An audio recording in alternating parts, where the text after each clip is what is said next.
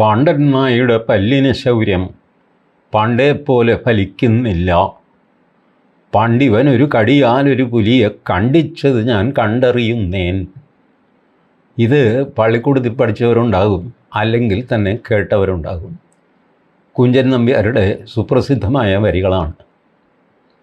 അപ്പോൾ പണ്ട് ഒറ്റക്കടിക്ക് ഒരു പുലിയെ തന്നെ 2 കഷ്ണമാക്കിയ പാണ്ഡൻ നായ ഇപ്പോൾ പല്ലൊക്കെ പോയി അവശനിലയിലായി. ഇപ്പോൾ പല്ലിന് ശൗര്യം പണ്ടേ പോലെ ഫലിക്കുന്നില്ല. ഈ അവസ്ഥ സുപ്രീം കോടതിയിലെ 2 വക്കീലന്മാർക്ക് ഈയിടെയായിട്ട് ഉണ്ടാകുന്നു. ഒന്ന് അഭിഷേക് മനു സിംഗ്വി, ബഡ പാർട്ടിയാണ് കേട്ടോ. അച്ഛൻ LM സിംഗ്വി വലിയ രാഷ്ട്രീയക്കാരനായിരുന്നു, വക്കീലായിരുന്നു, വലിയ പൊസിഷൻസിലൊക്കെ ഇരുന്ന ആളാണ്. അതിൻ്റെ സാമർഥ്യം മകനും കിട്ടിയിട്ടുണ്ട്. അതിൻ്റെ റീച്ചും കണക്ഷൻസും ഒക്കെ മകന് ചെറുപ്പം മുതലുണ്ട്. അതാണ് അഭിഷേക് മനു സിംഗ്വി. രണ്ടാമത്തെ ആൾ കപിൽ സിബൽ. കപിൽ സിബലിൻ്റെ അച്ഛനും ഇതുപോലെ മിടുക്കനായ വക്കീലായിരുന്നു, അഡ്വക്കേറ്റ് ജനറലായി. അങ്ങനെ വലിയ പൊസിഷൻസൊക്കെയായി. കോൺഗ്രസ്സുകാരാണ്, 2 കൂട്ടരും കോൺഗ്രസ്സുകാരാണ്. കപിൽ സിബലിൻ്റെ അച്ഛൻ പാകിസ്ഥാനിൽ നിന്ന് ഓടി വന്ന അഭയാർത്ഥിയാണ്, മനസ്സിലായി. പക്ഷേ കപിൽ സിബൽ അന്ന് ജനിച്ചിരുന്നോ എന്നെനിക്ക് അറിഞ്ഞുകൂടാ. കപിൽ സിബലിന് 77 വയസ്സുണ്ട്. ഒരുപക്ഷെ ഇവിടെ വന്നതിന് ശേഷം ജനിച്ചതാവാം, അല്ലെങ്കിൽ അവിടെ ജനിച്ചിട്ട് കൈക്കുഞ്ഞായിട്ട് അച്ഛൻ്റെ കൂടെ പാഞ്ഞ് ഇവിടെ വന്നതാകാം. എന്തുമായിക്കോട്ടെ, പാകിസ്ഥാനിൽ നിന്നുള്ള അഭയാർത്ഥിയാണ് കപിൽ സിബൽ അഥവാ കപിൽ സിബലിൻ്റെ അച്ഛൻ. അതുകൊണ്ടായിരിക്കണം കപിൽ സിബലിന് മുസ്ലിങ്ങളോട് ഒരു അടിമത്വമുണ്ട്. ഞാൻ ഈ 2 പേരുടെയും ചരിത്രം സുപ്രീം കോടതിയിലെ എടുത്തൊന്ന് നോക്കി അല്പം ഡീറ്റെയിലായിട്ട്, എപ്പോഴെങ്കിലും ഒരു ഹിന്ദു കോസിന് വേണ്ടിയിട്ട് ഈ അഭിഷേക് മനു സിംഗ്വിയോ കപിൽ സിബലോ ഹാജരായിട്ടുണ്ടോ എന്ന് നോക്കി. ഇല്ല.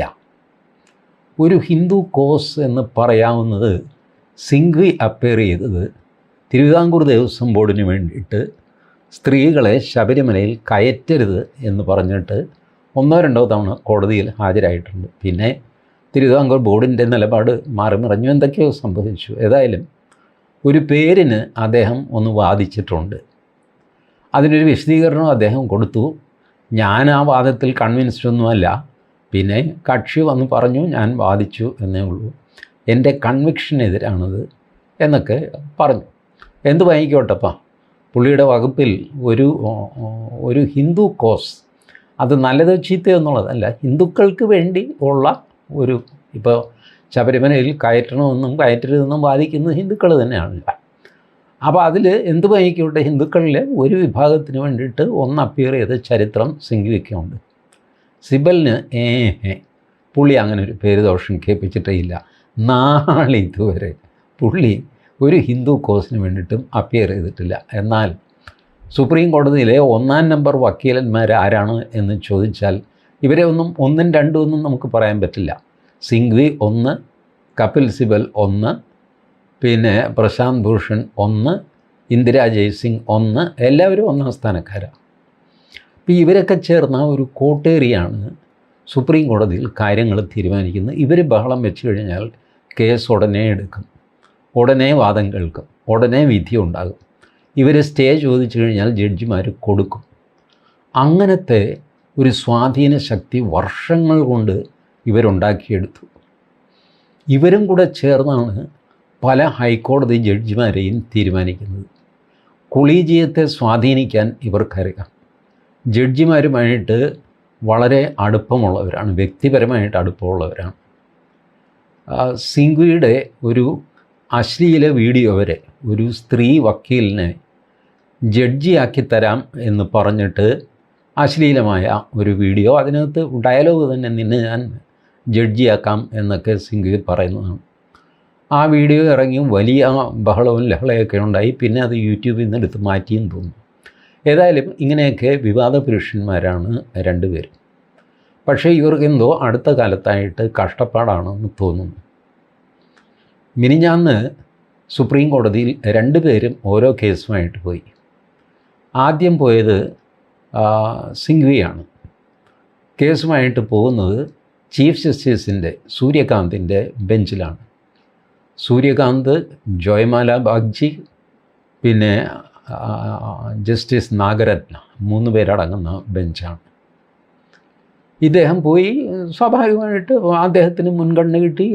എണീറ്റു, ആകാശിടിഞ്ഞ് വീണിരിക്കുകയാണ്, യുവർ ലോർഡ്ഷിപ്സ്, എന്താ ഈ നാട്ടിൽ നടക്കുന്നത്? അപ്പോൾ ചീഫ് ജസ്റ്റിസ് ചോദിച്ചു, എന്താ കാര്യം എന്താ? അപ്പോൾ പറഞ്ഞു, ആസാമിലെ മുഖ്യമന്ത്രി ഹിമന്ത ബിശ്വ ശർമ്മ തലങ്ങും വിലങ്ങും പ്രസംഗിക്കുന്നു, എല്ലാം ഹെയ്റ്റ് സ്പീച്ചാണ്. ഇപ്പോൾ ചീഫ് ജസ്റ്റിസ് ആക്ഷേപനായിട്ട് ചോദിച്ചു, അതുകൊണ്ടെന്താ? അല്ല, ഹെയ്റ്റ് സ്പീച്ച് നടപടി ഉണ്ടാവണം. നടപടി ഇവിടെയാണോ ഉണ്ടാവുന്നത്? അപ്പോൾ ഒരു സാധനം നിങ്ങൾക്ക് ഒബ്ജക്ഷണബിളാണ്, ഒരു സ്പീച്ച് എങ്കിൽ നിങ്ങൾ ചെയ്യേണ്ടത് പോലീസിൽ പരാതി കൊടുക്കുകയല്ലേ ചെയ്യേണ്ടത്? പോട്ടെ, നിങ്ങൾക്ക് ആസാമിലെ ഗുവാഹത്തി ഹൈക്കോർട്ടിൽ പോകാമല്ലോ. ഇവിടെ വന്നത് എന്താ? അല്ലല്ല, ഇവിടെയും വരാമല്ലോ. ഇവിടെ വരാം, പക്ഷെ അവിടെ പോകാത്തത് എന്താണെന്നാണ് എൻ്റെ ചോദ്യം. 1ഉം 2ഉം പറഞ്ഞ് സിംഗ്വിക്ക് ദേഷ്യം വന്നു. സിംഗ്വി പറഞ്ഞു, അങ്ങനെയാണെങ്കിൽ ഒരു ഉത്തരവ് എനിക്ക് താ. ഗുവാഹത്തി ഹൈക്കോർട്ട് ഒഴിച്ച് വേറെ ഏത് ഹൈക്കോടതിയിലും ഞാൻ പോകാം. ചീഫ് ജസ്റ്റിസിന് അതുവരെ അല്പം ക്ഷമയൊക്കെ കാണിച്ചെങ്കിലും ചീഫ് ജസ്റ്റിസിന് ദേഷ്യം വന്നു. നിങ്ങൾ എന്ത് വർത്തമാനമാണ് ഈ പറയുന്നത്? ഗുവാഹത്തി ഹൈക്കോർട്ട് എന്താ കൊള്ളില്ലാത്ത ഹൈക്കോടതിയാണോ? ഹൈക്കോടതിയെ ഞങ്ങളുടെ മുമ്പിൽ തരം താഴ്ത്താൻ ഞങ്ങൾ സമ്മതിക്കുകയില്ല. ഹൈക്കോടതിക്ക് പല കാര്യത്തിലും സുപ്രീം കോടതിയേക്കാൾ കൂടുതൽ പവേഴ്സ് ഉണ്ട്. നിങ്ങൾക്ക് അറിഞ്ഞുകൂടെ അതൊന്നും അല്ലല്ലോ. ഇത് വാസ്തവമാണ് കേട്ടോ. സുപ്രീം കോടതി ഒരു അപ്പീലേറ്റ് കോർട്ടാണ്. ബട്ട് ചില കാര്യങ്ങളിൽ ഹൈക്കോടതിക്ക് കൂടുതൽ അധികാരങ്ങളുണ്ട്, സുപ്രീം കോടതിയേക്കാൾ അധികാരങ്ങളുണ്ട്. പ്രത്യേകിച്ച് ആർട്ടിക്കിൾ 32 ഒക്കെ വരുമ്പോൾ അത് സാങ്കേതികമായ കാര്യങ്ങളാണ്, നമുക്കത് വിടാം. ഏതായാലും ഇപ്പോൾ ഇത് മനസ്സിലാക്കുക, ചില ഏരിയയിൽ സുപ്രീം കോടതിയേക്കാൾ അധികാരങ്ങൾ ഹൈക്കോടതിക്കുണ്ട്. പക്ഷേ സുപ്രീം കോടതിയെ ഓവർ റൂൾ ചെയ്യാനുള്ള അധികാരമില്ല. ഇതാണ് നിയമവ്യവസ്ഥ. അപ്പോൾ സൂര്യകാന്ത് ചോദിച്ചു, നിങ്ങൾക്ക് ഗുവാഹത്തി ഹൈക്കോടതിയിൽ പോയാൽ എന്താ പ്രശ്നം എന്താ? പക്ഷേ സിംഗ്വിയുടെയൊക്കെ പ്രശ്നം എന്താണെന്ന് വെച്ച് കഴിഞ്ഞാൽ ഹൈക്കോടതിയിൽ പോകുന്നത് തന്നെ അവർക്ക് കുറച്ചിലാണ്. ഹൈക്കോടതിയിൽ ഞാൻ വെച്ച ജഡ്ജിയല്ലേ അവിടെ ഇരിക്കുന്നത്. അയാളുടെ മുമ്പിൽ ഞാൻ ഓച്ചാനിച്ചിട്ട് യുവർ ലോർഡ്ഷിപ്പ് എന്നൊക്കെ പറഞ്ഞിട്ട് റിലീഫ് ചോദിക്കുന്നത് എങ്ങനെ? എനിക്കൊരു കുറച്ചിലല്ലേ അത്. അതുകൊണ്ട് ഞാനവിടെ പോവില്ല. ഈ സെൻസ് ഓഫ് എൻറ്റൈറ്റിൽമെൻറ്റ് എന്ന് പറയുമല്ലോ, ഞാൻ വലിയ പണിക്കനാണെന്നേ, എനിക്കവിടെ ഇവിടെ ഒന്നും പോകാൻ പറ്റില്ല. വാസ്തവത്തിൽ ജസ്റ്റിസ് സൂര്യകാന്ത് കുറേ കൂടെ ദയ കാണിച്ചു. അതുകൊണ്ടാണ് ഹൈക്കോടതി പോകാൻ പറഞ്ഞത്. സത്യത്തിൽ നിങ്ങൾക്ക് ഒബ്ജക്ഷനുമായിട്ടുള്ള സ്പീച്ച് ഒരാൾ നടത്തിക്കഴിഞ്ഞാൽ നിങ്ങൾക്ക് 2 കാര്യങ്ങൾ ചെയ്യാം. ഒന്ന്, മാനനഷ്ട കേസ് കൊടുക്കാം. വേറൊന്ന്, പോലീസിൽ പരാതി കൊടുക്കാം. പോലീസിൽ പരാതി കൊടുത്ത് പോലീസ് നടപടി എടുത്തില്ലെങ്കിൽ, ഞാനിത് നമ്മളുടെ ഭാരതീയ നാഗരിക സുരക്ഷാ സംഹിത, പഴയ CRPC വെച്ചാണ് ഞാൻ പറയുന്നത്. പോലീസിൽ പോവുക, 2 ആഴ്ചയായിട്ട് പോലീസൊന്നും ചെയ്യുന്നില്ലെങ്കിൽ സൂപ്രണ്ട് ഓഫ് പോലീസിൻ്റെ അടുത്ത് പോവുക. 2 ആഴ്ചയായിട്ട് അദ്ദേഹം ഒന്നും ചെയ്തില്ലെങ്കിൽ മജിസ്ട്രേറ്റിൻ്റെ അടുത്ത് പോവുക. മജിസ്ട്രേറ്റും ഒന്നും പോയില്ലെങ്കിൽ നിങ്ങൾക്ക് ജില്ലാ കോടതിയിൽ പോകാം, അല്ലെങ്കിൽ ഹൈക്കോടതി പോകാം. 2 വഴികളുണ്ട്. ഇതാണ് പോലീസിനെ കൊണ്ട് ആക്ട് ചെയ്യിക്കാനുള്ള വഴി. അതല്ലാതെ ഹൈക്കോടതിയും സുപ്രീം കോടതിയും ഒന്നും അല്ല. പക്ഷേ ഈ ആശാന്മാർ എപ്പോൾ ചെന്ന് കഴിഞ്ഞാലും, സിംഗ്വി പറഞ്ഞു, 17 തവണ ഈ കോടതിയിൽ നിന്ന് ഞാനിങ്ങനത്തെ ഓർഡർ വാങ്ങിച്ചിട്ടുണ്ട്. സൂര്യകാന്ത് അക്ഷോഭ്യനായിട്ട് പറഞ്ഞു, ആ 17 തവണയും ഈ കോടതിക്ക് തെറ്റുപറ്റുകയാണ് ചെയ്തത്. ഇനിയിപ്പോൾ ആ തെറ്റ് ആവർത്തിക്കാൻ ഞങ്ങൾ ഉദ്ദേശിക്കുന്നില്ല. നിങ്ങൾ എന്ത് ചെയ്യുന്നു? ഇത് വിഡ്രോ ചെയ്ത് ഹൈക്കോടതിയിൽ പോകുന്നോ? ഞാൻ ഈ വേറെ കോടതിയിൽ പോകാനൊന്നും നിങ്ങൾക്ക് അനുവാദം തരില്ല. ആസാമിലെ പ്രശ്നമാണ്, ഗുവാഹത്തി ഹൈക്കോടതി നോക്കിക്കോട്ടെ. നിശബ്ദനായിട്ട് പെറ്റീഷൻ പിൻവലിച്ച് സിംഗ്വി മടങ്ങി. ഇത് യൂട്യൂബിലുണ്ട് കേട്ടോ. ഇപ്പോൾ സുപ്രീം കോടതി ലൈവായിട്ട് യൂട്യൂബിൽ സ്ട്രീം ചെയ്യുന്നുണ്ടല്ലോ. അത് പലരും കട്ട് ചെയ്ത് ലോ ചക്ര എന്നൊക്കെ പറഞ്ഞിട്ട് അവർ യൂട്യൂബിൽ പെർമനൻ്റ്ലി ഇടാറുണ്ട്. അതിൽ നിന്ന് ഞാൻ നേരിട്ട് ഈ അവസ്ഥ കണ്ടു. സിംഗ്വി ആദ്യമായിട്ട് വിഷമിക്കുന്നതും ദേഷ്യം വരുന്നതും സൂര്യകാന്തിന് ദേഷ്യം വരുന്നതും ഒക്കെ അതിൽ കാണാമായിരുന്നു. അപ്പോൾ അങ്ങനെ സിംഗ്വി പോയി വലിയ താമസമില്ലാതെ കപിൽ സിബൽ വന്നു. കപിൽ സിബലിൻ്റെ ആവശ്യം ഇത് തന്നെയാണ്. നാടെങ്ങും ഹെയ്റ്റ് സ്പീച്ച് നടത്തുന്നു. കപിൽ സിബൽ ഒരു 10-17 എമിനൻ്റ് പേഴ്സണാലിറ്റീസ് അവരുടെ ഒപ്പിട്ട പെറ്റീഷനുമായിട്ടാണ് കപിൽ സിബൽ വന്നിരിക്കുന്നത്. നാട്ടിൽ ഹെയ്റ്റ് സ്പീച്ച് നടക്കുന്നു. ഹെയ്റ്റ് സ്പീച്ച് നടത്തുന്നവരാരൊക്കെയാണെന്നറിയാമോ? ആസാം മുഖ്യമന്ത്രി ഹിമന്ത ബിശ്വ, ഉത്തരാഖണ്ഡ് മുഖ്യമന്ത്രി പുഷ്കർ സിംഗ് ധാമി, UP മുഖ്യമന്ത്രി യോഗി ആദിത്യനാഥ്, ഇങ്ങനെ 3 മുഖ്യമന്ത്രിമാർ. പിന്നെ ഗിരിരാജ് സിംഗ് എന്ന BJPയുടെ MP, മഹാരാഷ്ട്ര മുഖ്യമന്ത്രി ദേവേന്ദ്ര ഫഡ്നവിസ്. മുഖ്യമന്ത്രിമാർ 4 പിന്നെ BJPയിലെ ഒരു നേതാവ് കൂടെയുണ്ട്. ഇവരെല്ലാം ഹെയ്റ്റ് സ്പീച്ച് നടത്തുന്നു. ഉടൻ നടപടി വേണം.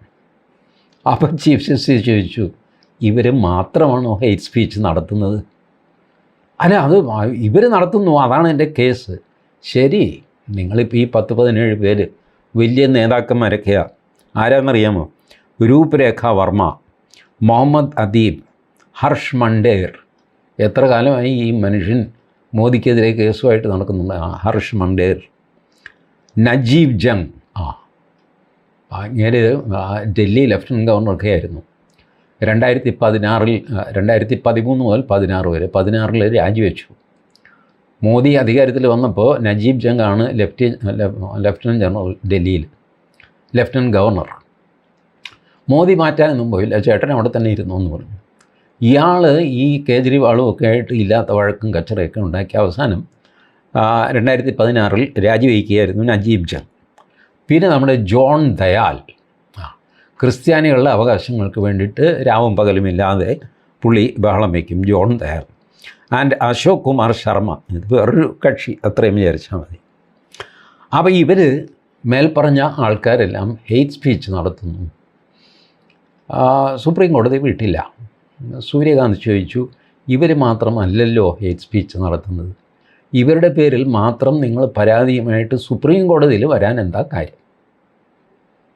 അപ്പോൾ കപിൽ സിബൽ പറഞ്ഞു, അല്ല, ഹെയ്റ്റ് സ്പീച്ച് കേട്ടതല്ലേ റിപ്പോർട്ട് ചെയ്യാൻ പറ്റുള്ളൂ, ബാക്കിയൊന്നും കേൾക്കാൻ നിങ്ങൾക്ക് ചെവിയില്ലേ? ബാക്കി എത്രയോ രാഷ്ട്രീയക്കാർ എന്തെല്ലാം പറയുന്നു, ഇതൊന്നും നിങ്ങൾ കേട്ടില്ലല്ലോ. നിങ്ങൾ പിക്ക് ആൻഡ് ചൂസ് ചെയ്ത് നിങ്ങളുടെ പൊളിറ്റിക്കൽ ശത്രുക്കളെ എയിം ചെയ്തുകൊണ്ട് കേസുമായിട്ട് വരുന്നു. മിസ്റ്റർ സിബൽ, ഞങ്ങൾക്ക് ഈ കളി നന്നായിട്ട് മനസ്സിലാകുന്നുണ്ട്. ഈ വിമർശനത്തിൽ ജോയ്മാല ബാഗ്ചിയും നാഗരത്നയും ഒക്കെ ചേർന്നു. അവർ പറഞ്ഞു, ഞങ്ങൾ കേൾക്കുന്നുണ്ട് ഈ സ്പീച്ചുകളൊക്കെ, നിങ്ങൾ ചില പ്രത്യേക പൊളിറ്റീഷ്യൻസിനെ മാത്രം സെലക്ട് ചെയ്യുന്നു, അതെന്തുകൊണ്ട് എന്നാണ് ഞങ്ങൾക്കറിയേണ്ടത്. നിങ്ങൾ ഈ ഹെയ്റ്റ് സ്പീച്ച് രാജ്യത്തിന് മുഴുവൻ ദോഷമാണ് എന്നൊക്കെ പറയുമ്പോൾ എല്ലാവരുടെയും ഹെയ്റ്റ് സ്പീച്ച് വരണ്ടേ? അപ്പോൾ ഇവർ ജഡ്ജിമാരെ എയിം ചെയ്യുന്നത് നമ്മളുടെ ഉദയനിധി സ്റ്റാലിൻ്റെ സ്പീച്ച് ഉണ്ടല്ലോ, സനാതനധർമ്മത്തെ ഉന്മൂലനം ചെയ്യണം എന്നൊക്കെ പറഞ്ഞ് പ്രസംഗിച്ചത്, അതിലിതുവരെ ഒരു FIR പോലും ഇട്ടിട്ടില്ല. എന്തുകൊണ്ടാണ് ഉദയനിധി സ്റ്റാലിൻ്റെ പേരില്ലാത്തത്? എന്തുകൊണ്ടാണ് അസദുദ്ദീൻ ഒവൈസിയുടെ പേരില്ലാത്തത്? എന്തുകൊണ്ടാണ് അക്ബറുദ്ദീൻ ഒവൈസിയുടെ പേരില്ലാത്തത്? എന്തുകൊണ്ടാണ് നേരം വെളുത്താൽ വൈകുന്നേരം വരെ ബ്രാഹ്മണരെ, അപ്പർ കാസ്റ്റിനെയൊക്കെ ചീത്ത പറയുന്ന സമാജ്വാദി പാർട്ടി നേതാക്കളുടെ പേരില്ലാത്തത്? രാമായണം കത്തിക്കണം, മഹാഭാരതം കത്തിക്കണം, ഭഗവത്ഗീത കീറണം എന്നൊക്കെ പറഞ്ഞ് ഭയങ്കര സ്പീച്ച് നടത്തുന്നവരുണ്ട്. അതൊക്കെ ഹെയ്റ്റ് സ്പീച്ചാണല്ലോ. അപ്പോൾ എന്തുകൊണ്ട് അവരുടെ പേരില്ല? അപ്പോൾ കപിൽ സിബൽ കുടുങ്ങി. ഞാനിപ്പോൾ എന്ത് ചെയ്യണമെന്നാണ്? നിങ്ങളൊരു കാര്യം ചെയ്യും, ഞാൻ വേണമെങ്കിൽ പെറ്റീഷൻ വിഡ്രോ ചെയ്യാം. വിഡ്രോ ഒന്നും ചെയ്യേണ്ട കപിൽ സിബലെ, വിഡ്രോ ചെയ്യാൻ ഞങ്ങൾ സമ്മതിക്കില്ല. ഈ പെറ്റീഷൻ ഇവിടെ ഇരിക്കട്ടെ.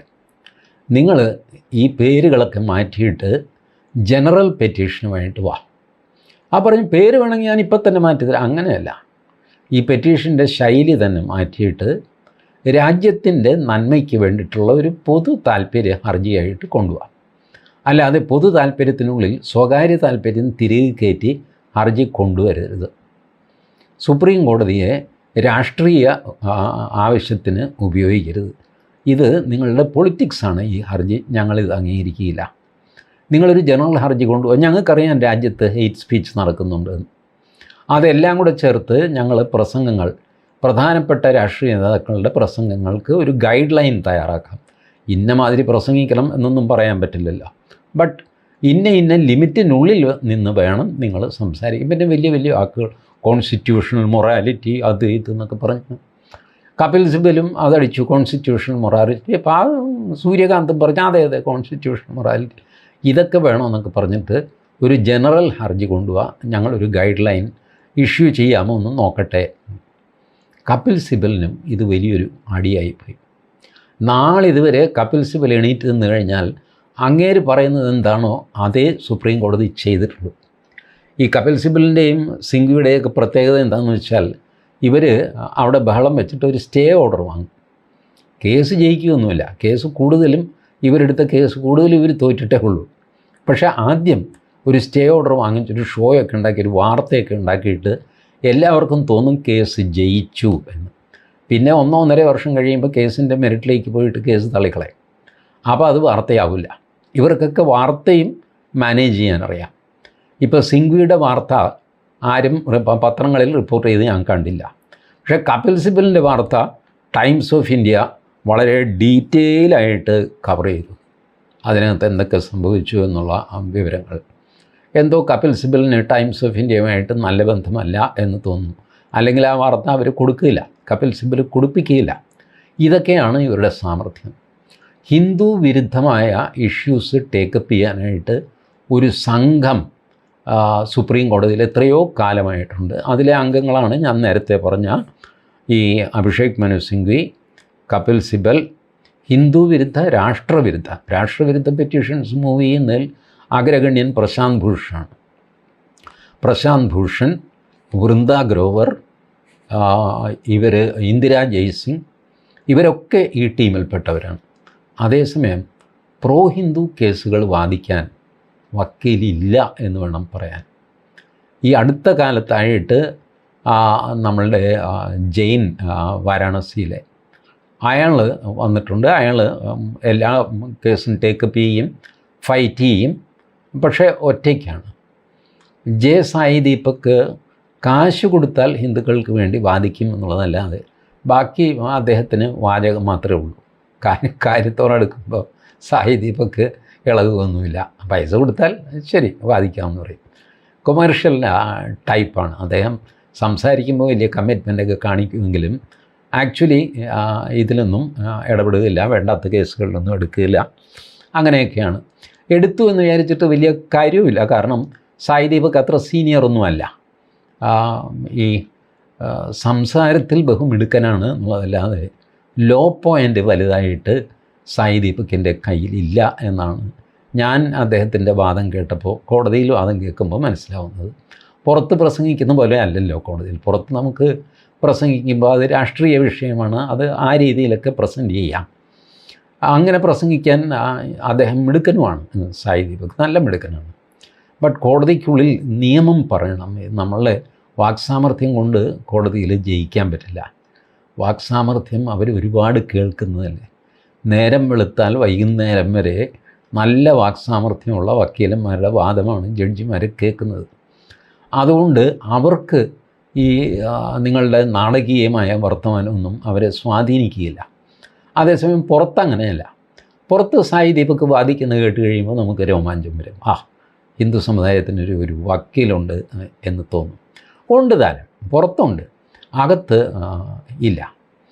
അപ്പോൾ അങ്ങനെ ഹിന്ദു ഭാഗം വക്കീലന്മാരുടെ കാര്യം വല്ലാതെ പരങ്ങില്ലാണ്. കേരള ഹൈക്കോടതിയിൽ മുസ്ലിങ്ങൾക്ക് വക്കീലന്മാരുണ്ട്. 6 വക്കീലന്മാർ ഡെഡിക്കേറ്റഡായിട്ട് എത്രയോ വർഷമായിട്ട് കേരള ഹൈക്കോടതിയിൽ എനിക്കറിയാം. മുസ്ലിം സംബന്ധമായ എന്ത് പ്രശ്നം വന്നു കഴിഞ്ഞാലും ചാടി വീണ് അതിനെ എതിർക്കാനോ അല്ലെങ്കിൽ അനുകൂലിക്കാനോ ഈ വക്കീലന്മാരുണ്ടാകും. ഒരാളല്ലെങ്കിൽ ഒരാൾ ഉറപ്പായിട്ടുണ്ടാകും. ഹിന്ദു പക്ഷത്തിന് അങ്ങനെ വക്കീലന്മാരില്ല. ഉണ്ടാവണമെന്നൊരു പക്ഷേ ഹിന്ദു പക്ഷം ആഗ്രഹിക്കുന്നുമില്ല. ആയപ്പോൾ ഒരു അത്യാവശ്യം വന്നു കഴിയുമ്പോൾ ഏതെങ്കിലും ഒരു വക്കീലിനെ തേടിപ്പിടിച്ചിട്ട് കേസ് ഫയൽ ചെയ്യിക്കുക, ഇതൊക്കെയാണ് ഹിന്ദുക്കളുടെ പൊതുവെയുള്ള കാര്യം. ഏതായാലും അതങ്ങനെ നിൽക്കട്ടെ. സുപ്രീം കോടതിയിൽ കാര്യങ്ങൾ മറിയുന്നു എന്നുള്ളതിൻ്റെ ലക്ഷണമാണ് ഇത് എങ്കിൽ അത് ഒരു ശുഭലക്ഷണം തന്നെയാണ്. അതല്ല ഒരു താൽക്കാലികമായിട്ട് സംഭവിച്ച പ്രതിഭാസം മാത്രമാണെങ്കിൽ ശങ്കരൻ പിന്നെയും തെങ്ങേലാവും, വഞ്ചി പിന്നെയും തിരുനക്കരയിൽ തന്നെ നിൽക്കാം. സുപ്രീം കോടതിയുടെ ആറ്റിറ്റ്യൂഡ് ഫോം ചെയ്യുന്നത് പല രീതിയിലാണ്. അത് വർഷങ്ങൾ കൊണ്ടാണ്. വർഷങ്ങൾ കൊണ്ട് ഒരു ആൻറ്റി ഹിന്ദു മനസ്സ് രൂപപ്പെട്ട സുപ്രീം കോടതിയാണ് നമുക്കുള്ളത്. ഞാനിവരുടെ ഈ ന്യായത്തോടുള്ള പ്രതിബദ്ധതയെയോ അവരുടെ നോളജിനെയോ ഒന്നും ചോദ്യം ചെയ്യില്ല.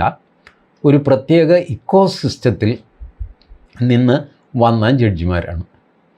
അത് ഒരു തരം ആൻറ്റി ഹിന്ദു ഒരു യൂറോപ്യൻ ഇംഗ്ലീഷ് ഇക്കോസിസ്റ്റമാണ്. ഇംഗ്ലീഷ് ലോയാണ് ബേസിക്കലി നമ്മളുടെ നിയമത്തെ വിളിക്കുന്നത് കോമൺ ഇംഗ്ലീഷ് ലോ അല്ലെങ്കിൽ ഇംഗ്ലീഷ് ലോ എന്നാണ്. അപ്പോൾ അത് മെക്കാളയുടെ കാലം മുതൽ, മെക്കാളയായിരുന്നു ലീഗൽ മെമ്പർ വൈസ്രോയുടെ. അപ്പോൾ അവരൊക്കെ ഡ്രാഫ്റ്റ് ചെയ്തതാണ് ഈ നമ്മളുടെ Indian penal code, criminal procedure code, Indian contract act, Indian evidence act, ഇതൊക്കെ മെക്കാളെ ഡ്രാഫ്റ്റ് ചെയ്തതാണ്. അപ്പോൾ അതിൽ എന്തൊക്കെ പറഞ്ഞു കഴിഞ്ഞാലും ഒരു ഇംഗ്ലീഷ് ബയാസ് വരും. ആ ബയാസ് ഇപ്പോഴും തുറന്നുകൊണ്ടിരിക്കുന്നു എന്നുള്ളത് സത്യമാണ്. ഇപ്പോഴും നമ്മുടെ കോടതികളിൽ പ്രിവി കൗൺസിലിൻ്റെ ജഡ്ജ്മെൻറ്റ്, പ്രിവി കൗൺസിൽ എന്ന് പറഞ്ഞാൽ ബ്രിട്ടീഷുകാരുണ്ടായിരുന്ന കാലത്തെ സുപ്രീം കോടതി, അതാണ്.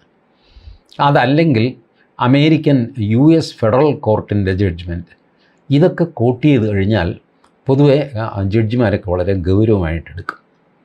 നമ്മുടെ ജഡ്ജിമാർ എത്ര പഠിച്ച് തയ്യാറാക്കിയ ഒരു ജഡ്ജ്മെൻറ്റ് എഴുതി കഴിഞ്ഞാലും അതിനേക്കാൾ എത്രയോ ഇമ്പോർട്ടൻസ് വെറും 4 പേജ് എഴുതി വെച്ച അമേരിക്കൻ ജഡ്ജിക്കോ ഇംഗ്ലണ്ടിലെ ജഡ്ജിക്കോ കിട്ടും.